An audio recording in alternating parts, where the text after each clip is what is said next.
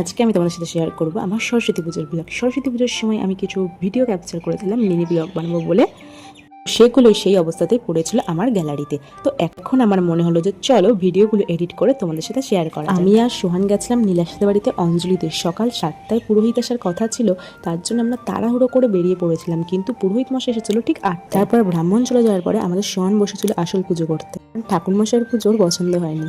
তারপর আমরা 3 বন্ধু মিলে ওকে অনেক ডাকলাম যে প্রতিবার যেন সাপ্রি না পাই, একটু পাস করে দিও। এরপর নীলাশা রান্না করতে গেল খিচুড়ি, আলুর দম, আর অনেক কিছু রান্না করেছে ও নিজে হাতে সব কিছু।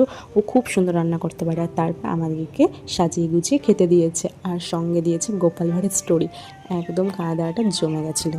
খেয়ে দিয়ে আমরা 3 বাদর শুয়ে পড়েছিলাম। সোহান তো একেবারে কম্বকুণ্ডির মতন ঘুম দিয়ে দিয়েছে। তারপর আমরা বিকেলবেলা রেডি হয়ে বেরিয়েছিলাম ঠাকুর দেখতে। আর আমি পরেছিলাম শাড়ি আর সোহান পরেছিল পাঞ্জাবি। আমরা গেছিলাম ঠাকুর দেখতে নীলাশাদের গার্লস বয়েজ স্কুলে। তোমরা কারা কারা স্কুলগুলোকে চেনে কমেন্ট করে জানিও কিন্তু। তো সব ঠাকুর দেখার পরে আমরা বাড়ি আসলাম, এবার যাব বাড়িতে। তো গাইস, ব্লগটা ভালো লাগলে লাইক কমেন্ট সাবস্ক্রাইব করে দিয়ে যেও। আর এটা হচ্ছে সেই শীতকালের ব্লগ, মানে সরস্বতী পুজো শীতকালে হয়েছিল আর এখন হচ্ছে গরমকাল। কালের ভিডিও শীতকালে ছাড়তে হবে এমন তো কোনো কথা নেই, আমি গরমকালে ছেড়েছি, এটা আমার স্টাইল। তো বাই।